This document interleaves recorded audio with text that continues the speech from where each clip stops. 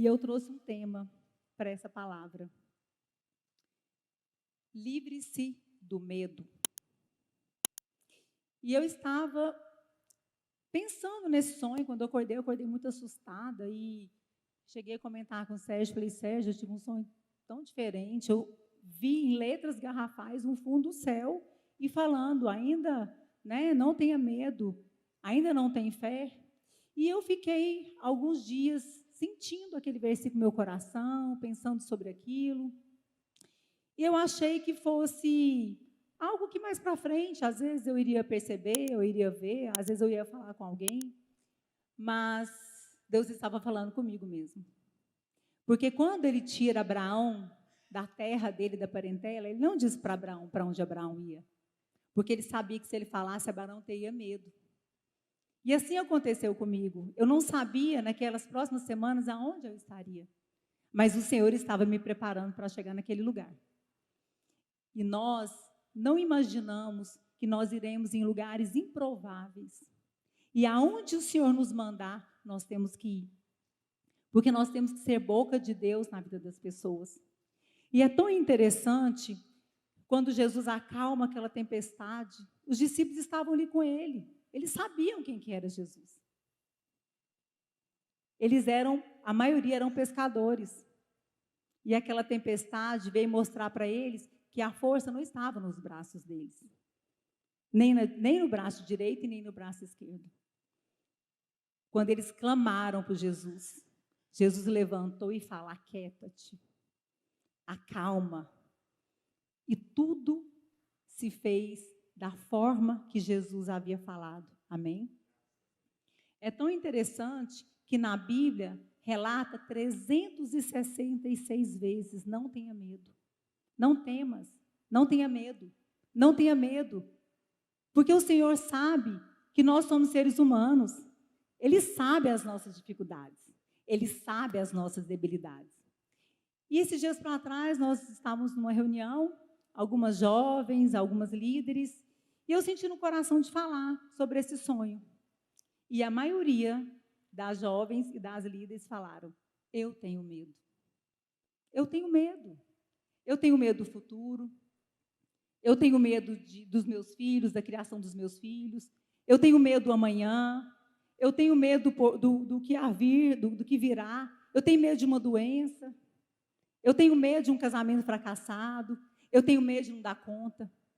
E Deus te pergunta nessa noite, de que você tem medo? De que você tem medo? E eu acho tão interessante que em 1 João 4,18, fala que o perfeito amor lança fora todo medo. O salmista diz que quando ele buscou o Senhor livrou dele todos os seus medos. Então, nós temos que entender que a nossa esperança está no Senhor. Sozinho nós não vamos conseguir. Como a irmã Raquel pregou aqui umas 2 segunda-feiras atrás, ela disse, nós vamos atravessar o mar, nós vamos atravessar os rios, nós vamos atravessar as tempestades, nós vamos atravessar o fogo, mas nós não vamos permanecer naquele lugar. Se Abraão tivesse olhado para trás, com certeza, ele não tinha cumprido o propósito dele. Se Abraão tivesse recuado, ele não teria um filho da promessa. E eu imagino Abraão pegando Isaac no colo de Sara e sorrindo diante do futuro, porque sabia que aquela promessa que o Senhor tinha dado para ele lá atrás, que ele seria pai de multidões. As multidões seriam como a areia do mar, e olha nós aqui. Essas multidões, nós fazemos parte delas. Eu imagino quando Deus falou para Josué, em Josué 1, capítulo 1, versículo 9, quando ele disse, não tenha medo, seja forte e corajoso. Quando Josué atravessa o Jordão, que ele olha e vê a terra prometida, eu acredito que ele sorriu, porque ele percebeu que ali estava o futuro dele. Amém? Eu acredito que quando Moisés passou o Mar Vermelho com aquele povo, quando o mar se abriu, eles conseguiram atravessar, do outro lado ele sorriu, porque ele creu na promessa do Senhor. Então, nessa noite, o Senhor te convida para que você não tenha medo, que você tenha fé. Imagina quando Davi olha a arca chegando em Jerusalém, aquela festa, Era a promessa de Deus que aquela arca tivesse ali naquele dia. E Davi sorriu. Davi também sorriu quando ele viu o filho dele sentado no trono, Salomão. Ele sorriu, porque ele viu que as gerações dele iam ser perpétuas na terra. Amém? E aquilo que Deus te confiou, ninguém pode fazer por você. Saia desse casulo. Rompe essas correntes, essas barreiras que te dão medo. O que Deus tem falado para você é para você comprar uma casa, mudar de cidade, comprar uma empresa, vender seu carro. É o Senhor que está falando. Se for Ele, não tenha medo. Eu e meu esposo, nós atravessamos muitas tempestades. Muitas. Mas o segredo de nós persistirmos firme foi nunca abandonar o nosso Deus. Independente do que nós estejamos vivendo, eu não sei o que você está vivendo, eu não sei qual é o seu temor, mas hoje o Senhor fala para você, levanta-se, põe de pé, porque eu te sustento. A minha destra direita é poderosa para te tirar desse lugar. Não tenha medo, seja forte e corajoso, se posicione. E é tão interessante, quando Salomão está terminando o templo, a estrutura do templo, ele levanta 2 colunas, e ele coloca uma com o nome de Jaquim, ele fortalece. E ele coloca a outra, o nome de Boaz, nele há força. Nós somos sustentados pela coluna do Senhor. Ele que nos estabelece. E a força dele que nos governa, que nos sustenta, que nos põe de pé todos os dias. Independente do que você esteja vivendo, levanta. Levanta. Faça como o salmista no Salmo 121. Olhe para o alto, porque é de lá que vem o meu e o seu socorro. Amém? Eu estou numa campanha com as minhas filhas e com meus sobrinhos, e hoje pela manhã, minha filha mais velha mandou um áudio da campanha, e eu achei tão interessante que ela disse assim: nós somos vitoriosos. Não peça ao Senhor coisas difíceis. Não peça ao Senhor coisas difíceis. Peça ao Senhor coisas impossíveis. Porque difícil nós conseguimos fazer. Mas o impossível é só para Ele, irmãos. O impossível foge da nossa força.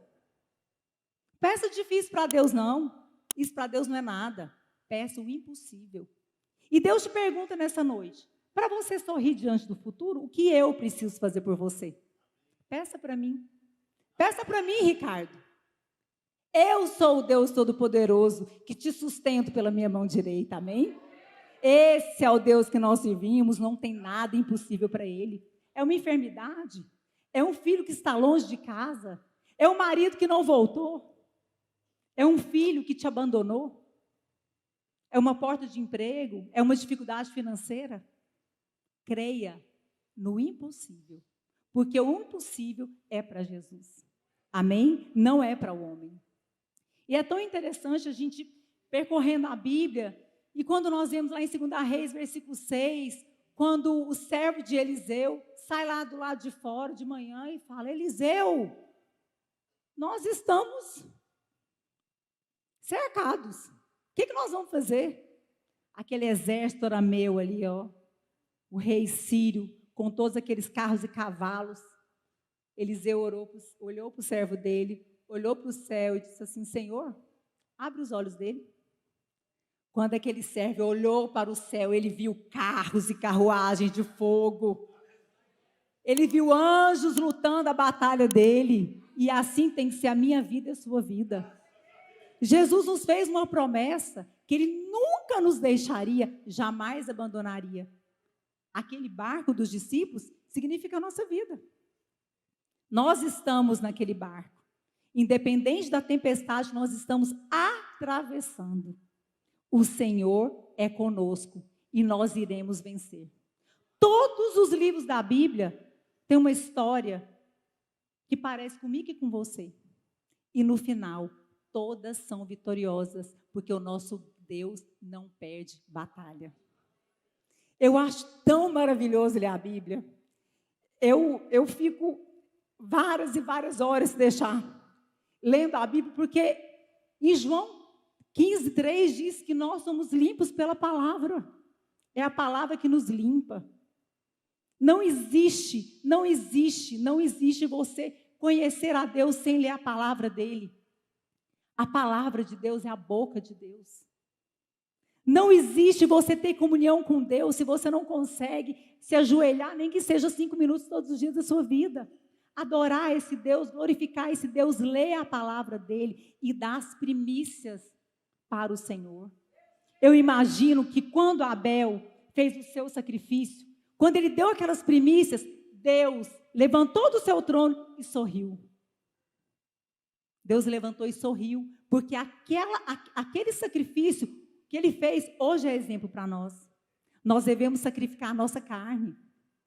Nós devemos sacrificar tudo aquilo que nos atrapalha de viver esse Deus maravilhoso.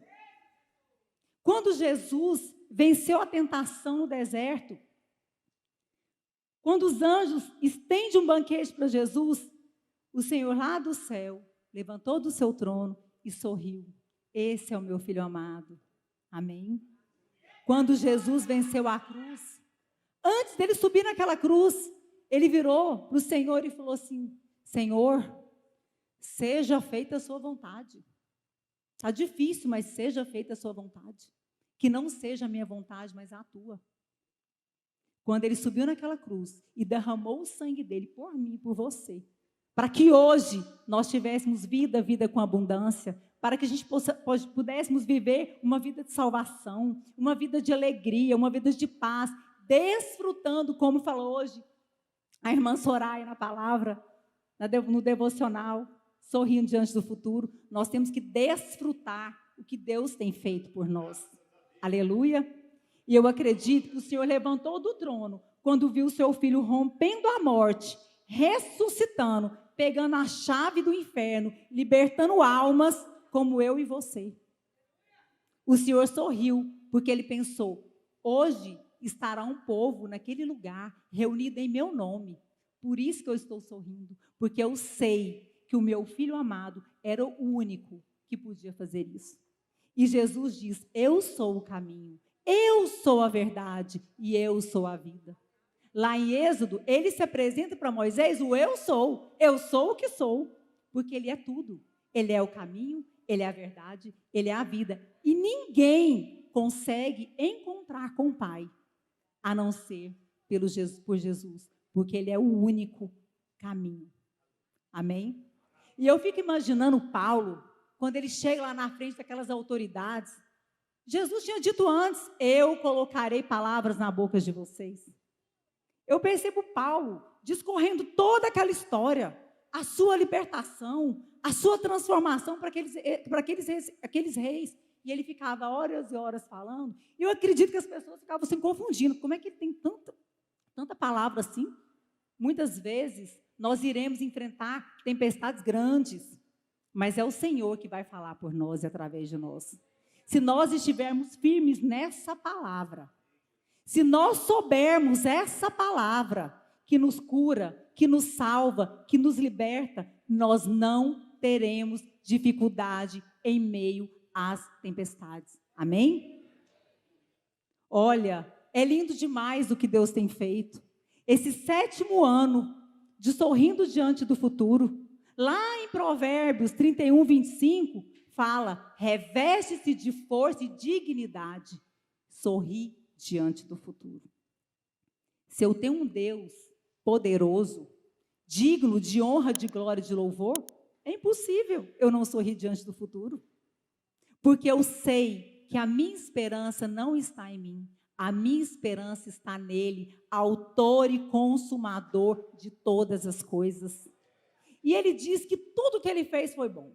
As aves, as estrelas, o mar, os continentes, mas que o que ele fez de melhor somos nós. Nós, tudo ele fala, haja, mas o homem não. Ele pegou com as suas próprias mãos e fez com todo carinho. Por que eu e você temos que ter medo? Tem muitas vidas esperando eu e você. Quando eu entendi aquele sonho, De verdade, assim, eu fui passando um processo para entender aquele sonho. E quando realmente eu visualizei o sonho e vi o céu no fundo. Por que nós não devemos ter medo? Porque as vidas que vão ser salvas e vão para o céu, depende de mim e de você. Isso o Senhor não pode fazer por nós. Não interessa se eu estou numa caminhada, se eu estou na padaria, se eu estou no médico, se eu estou no consultório, se eu estou em casa. Aonde nós estivermos, nós temos que falar do amor desse Jesus. Às vezes, você está do lado de uma pessoa e você não sabe o que ela está passando.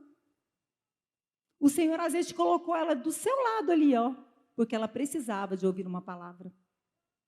São tantos testemunhos que nós escutamos, que pessoas improváveis, em lugares improváveis, falaram do amor do Senhor. E aqueles que precisavam, também improváveis, conhecer esse Deus. Amém? E por que nós somos improváveis?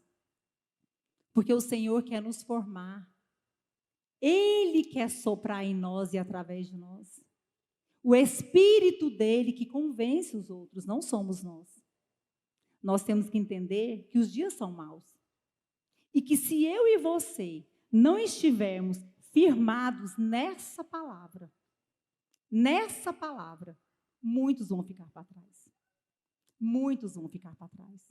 E da mesma forma que o Senhor faz uma pergunta para os discípulos, da mesma forma que ele fez uma pergunta para mim, ele faz para você.